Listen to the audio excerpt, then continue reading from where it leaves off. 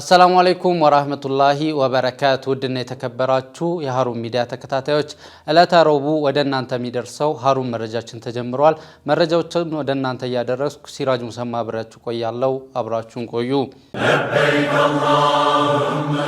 የህይወት ዘመን ታላቁ ኢባዳ ተናፋቂው ከአምስቱ እስልምና ማዕዘናት አንዱ ሐጅ የኢትዮጵያ እስልምና ጉዳዮች ጠቅላይ ምክር ቤት እንኳን ለ1447ኛው ዓመተ ሂጅራ ሐጅ በሰላም አደረሳችሁ ይላል። ጠቅላይ ምክር ቤቱ ባለፉት ዓመታት የሐጅ መስተንግዶን ከእንግልት የጸዳና ቀልጣፋ ለማድረግ ስኬታማ ስራ ሰርቷል። ዘንድሮም አገልግሎቱን እንግልት አልባ ፈጣንና ተደራሽ እንዲሆን የትራንስፖርት፣ የምግብ፣ የማረፊያ ቦታ እንዲሁም ሌሎች አገልግሎቶችን ደረጃውን በጠበቀ መልኩ መስጠት ከሚችሉ ተቋማት ጋር በመፈራረም የምዝገባ ማዕከላትን በቴክኖሎጂም ጭምር እንዲታገዙ በማድረግ ሙሉ ዝግጅቱን አጠናቆ ምዝገባ ጀምረዋል። በመሆኑም ተመዝጋቢዎች አስፈላጊ ቅድመ ሁኔታዎችን በማሟላት በአዲስ አበባ፣ ፊንፊኔ፣ ፎሪ፣ ጅማ፣ አዳማ፣ ሻሸመኔ፣ ባሌ ሮቤ፣ ጊኒር፣ ቡሌ ሆራ፣ ነገሌ ቦረና፣ ሞያሌ፣ ጊምቢ፣ ጭሮ፣ ሐረር፣ ባህር ዳር፣ ደሴ፣ ከሚሴ፣ ሰመራ፣ መቀሌ፣ ወራቤ፣ ሶዶ፣ ሐዋሳ፣ ቴፒ፣ ጋምቤላ፣ አሶሳ፣ ድሬዳዋ፣ ሐረር፣ ጅግጅጋ፣ ጎዴ፣ ሞያሌ የምዝገባ ማዕከላት የተቀመጠው ቀነ ገደብ ሳይጠናቀቅ እንድትመዘገቡ ያሳስባል። የጊዜ ገደቡ የሚጠናቀቀው የረመዳን ወር ከመግባቱ ቀድሞ ጥር 18 2018 በመሆኑ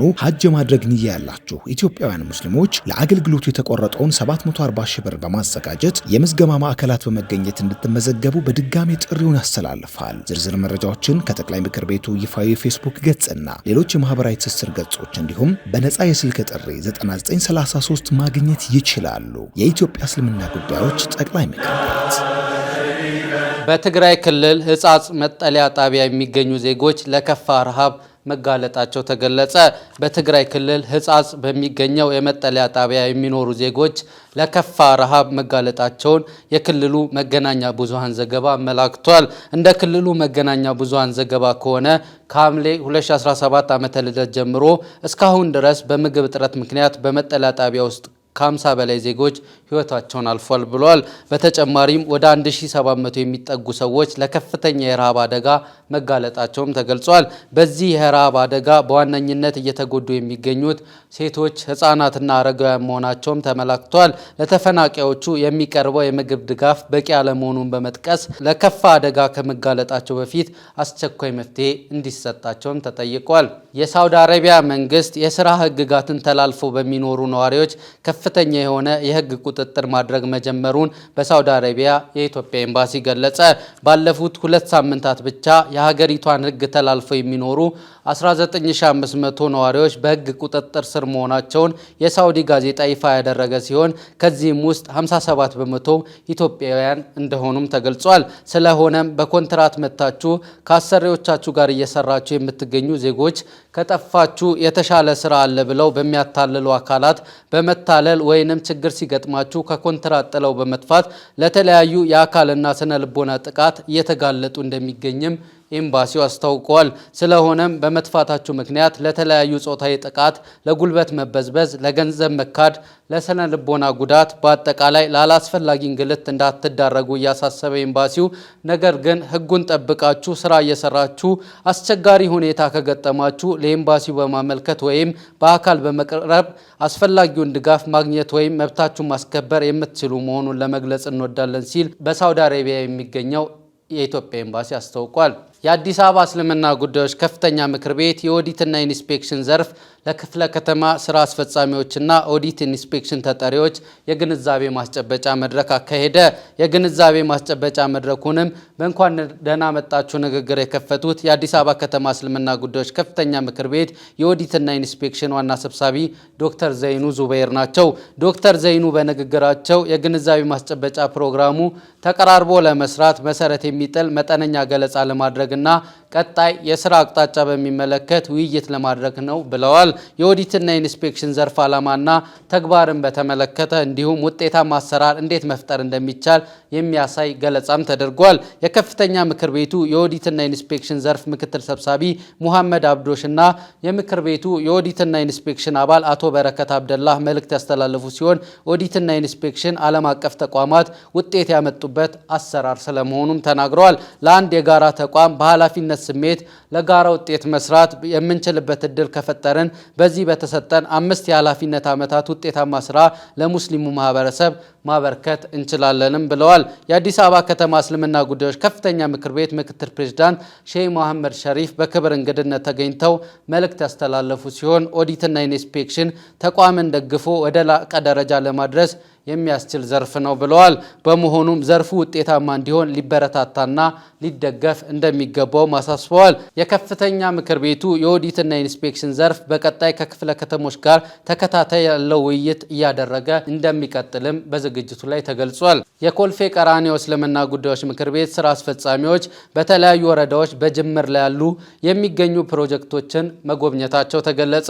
በጉብኝቱ የኮልፌ ቀራኒዮ ክፍለ ከተማ እስልምና ጉዳዮች ምክር ቤት ዋና ስራ አስፈጻሚ የሆኑት ኡስታዝ ሀሽም ሽፋ፣ የኮልፌ ቀራኒዮ እስልምና ጉዳዮች ምክር ቤት ዋና ጸሐፊ የሆኑት ኡስታዝ አብዱልሰላም ሳኒ እንዲሁም ሌሎች የስራ አስፈጻሚ አባላትና የወረዳው መጅሊስ አመራሮች ተገኝተዋል።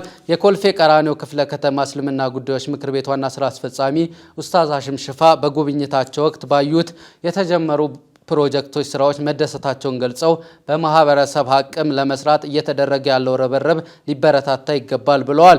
ወደፊትም በህብረተሰባችን ንቁ ተሳትፎ ጅምር ላይ የሚገኙ ፕሮጀክቶችን ለማጠናቀቅ የክፍለ ከተማ መጅሊስ ከጎናቸው ሆኖ ድጋፍና ክትትል እንደሚያደርግ ለፕሮጀክቱ አስተባባሪዎች ገልጸውላቸዋል። የፕሮጀክቱ አስተባባሪዎችም በግንባታ ሂደቱ ላይ ያለባቸውን ተግዳሮቶች ለመጅሊሱ አመራሮች ገልጸው ከሚመለከተው አካል ጋር በመነጋገር ችግሮችን እንደሚፈቱም ተናግረዋል። በማጠቃለያውም በክፍለ ከተማው እየተሰሩ ያሉ ሌሎች ፕሮጀክቶች ጉብኝትና ክትትል ድጋፍ ተጠናክሮ የሚቀጥል መሆኑም ተመላክቷል። ኢስላማዊ ፋይናንስ ከሃይማኖታዊ መርህ ወደ ዓለም አቀፍ የኢኮኖሚ አማራጭ እየተሸጋገረ እንደሚገኝ ተገለጸ። የዓለም የፋይናንስ ስርዓት በከፍተኛ ዋጋ ግሽበትና በዕዳ ቀውስ ውስጥ በሚገኝበት በዚህ ወቅት ከወለድ ነፃ የሆነው የኢስላማዊ ፋይናንስ ሞዴል በዓለም አቀፍ መድረክ አዲስ መነጋገሪያ ሆኗል። ባለፉት ጥቂት ቀናት የወጡ ዓለም አቀፍ ሪፖርቶች እንደሚያመለክቱት ስርዓቱ ከሙስሊሙ ዓለም አልፎ በምዕራባውያን የኢኮኖሚ ማዕከላት ዘንድ እንዳስተማማኝ የኢንቨስትመንት ዋስትና እየታየ እንደሚገኝም ተገልጿል። ይህ ግስጋሴ የእስላማዊ ፋይናንስ መሰረታዊ መርሆች ማለትም በወለድ ላይ ሳይሆን በተጨባጭ ንብረት ላይ የተመሰረተ የንግድ ልውውጥን ለዓለም አቀፍ የኢኮኖሚ መረጋጋት እንደ ቁልፍ መፍትሄ አጉልቶታል። የገበያ ባለሙያዎች እንደሚተነትኑት ኢስላማዊ ፋይናንስ ከተለምዷዊ ባንክ አሰራር በተለየ በትርፍና ኪሳራ መጋራት ላይ መቆሙ ለኢንቨስትመንት መረጋጋት ትልቅ ድርሻ እንደሚኖረውም ገልጸዋል። ሮይተርስ ሰሞኑን ባወጣው ትንታኔ የእስላማዊ ቦንድ ወይም ሱኩክ ፍላጎት በአውሮፓ ገበያ በከፍተኛ ሁኔታ መጨመሩን ገልጿል። ይህም የሆነው ባለሀብቶች ከወረቀት ሰነድ ይልቅ በተጨባጭ ፕሮጀክቶች ላይ የተመሰረተ ትርፍን በመምረጣቸው እንደሆነም ይነገራል። በተመሳሳይ ብሉምበርግ የዜና ወኪል ባቀረበው ዘገባ ይህ የፋይናንስ ዘርፍ አሁን ላይ ከዘለሞዳዊ የባንክ አገልግሎት ወጥቶ ወደ ካፒታል ገበያ በስፋት እየገባ መሆኑንና ይህም የዓለምን የገንዘብ ሚዛን እየቀየረው መሆኑንም አመላክቷል። ከኢኮኖሚ ጠቀሜታው ባሻገር የእስላማዊ ፋይናንስ መርሆች ከዓለም አቀፍ የስነ ምግባራዊ ኢንቨስትመንት መመዘኛዎች ጋር መጣጣማቸውም ዘርፉን ይበልጥ ተመራጭ ማድረጉም ነው የተገለጸው። ለሰው ልጅ ጎጂ የሆኑ ተግባራትን የሚከለክለው ይህ ስርዓት አሁን ላይ ወደ ተመራጭ ፋይናንስ እያዘነበለ ይገኛል። አልጀዚራ እና ኢስላሚክ ፋይናንስ ኒውስ እንደዘገቡት በርካታ የባህረ ሰላጤው ሀገራት የታዳሽ ኃይል ፕሮጀክቶችን ለመደገፍ ከወለድ ነፃ የሆኑ ቦንዶችን በስፋት ማቅረብ ጀምረዋል። ይህ ለውጥ ሙስሊሙ ማህበረሰብ አካባቢ ጥበቃ ላይ ያለውን ቁርጠኝነት በተግባር የሚያሳይ እንደሆነ ይተነትናል። በተጨማሪ የዲጂታል ቴክኖሎጂ መስፋፋት ኢስላማዊ ፋይናንስን ለተራው ማህበረሰብ ተደራሽ እያደረገው መሆኑም ታይቷል። ስርዓቱ ፍትሃዊ የትርፍ ክፍፍል ላይ መቆሙ የሀብት ክፍፍልን ከማመጣጠኑ ባለፈ ለወደፊቱ የዓለም ኢኮኖሚ መረጋጋት እንደ ዋነኛ መከላከያ እየታየ እንደሚገኝም ዘገባዎቹ ያመለክቱት። በቀጣይ ከውጭ ወዳገኘናቸው መረጃዎቻችን እናልፋለን። በሱዳን ያለው ወቅታዊ ሁኔታ በሙስሊሙ ዓለምም ሆነ በምስራቅ አፍሪካ ቀጠና ትልቅ ስጋት የሆነ ጉዳይ መሆኑ ተገለጸ። በዚህ ሳምንት የወጡ ዓለም አቀፍ ሪፖርቶች እንደሚያመለክቱት በሱዳን ያለው የረሃብ ደረጃ ከቁጥጥር ውጪ የሆነ መምጣቱንም ዘገባዎቹ አመላክተዋል። በሱዳን የታጠቁ ኃይሎችና በፈጣን ደጋፊ ኃይሎች መካከል ያለው ጦርነት የእርሻ ስራዎችን በማስተጓጎሉ በሚሊዮን የሚቆጠሩ ሱዳናውያን ለከፋ ረሃብ መጋለጣቸውም ነው የተገለጸው። ይህ በተለይ በረመዳንና በሌሎች ሃይማኖታዊ ወቅቶች ማህበረሰቡን ለከፋ ችግር ይዳርገዋል የሚል ስጋት መኖሩ መኖሩን ተገልጿል። በሰሜን ዳርፉር የምትገኘው ኤልፋሻር ከተማ ባለፉት ሳምንታት የከባድ ውጊያ ማዕከል ሆናለች። ከተማዋ በመንግስት ኃይሎች እጅ የነበረች ብቸኛው የዳርፉር ዋና ከተማ በመሆኗ RSF ከተማዋን ለመቆጣጠር የሚያደርገውን ጥረት ከፍተኛ እልቂት ማስከተሉም አልቀረም። በሱዳን ጉዳይ ላይ ያሉ የጎረቤት ሀገራትና የባህረ ሰላጤው ሀገራት ሳውዲ አረቢያ፣ ግብጽ ያላቸው ሚና የሚረሳም አይደለም።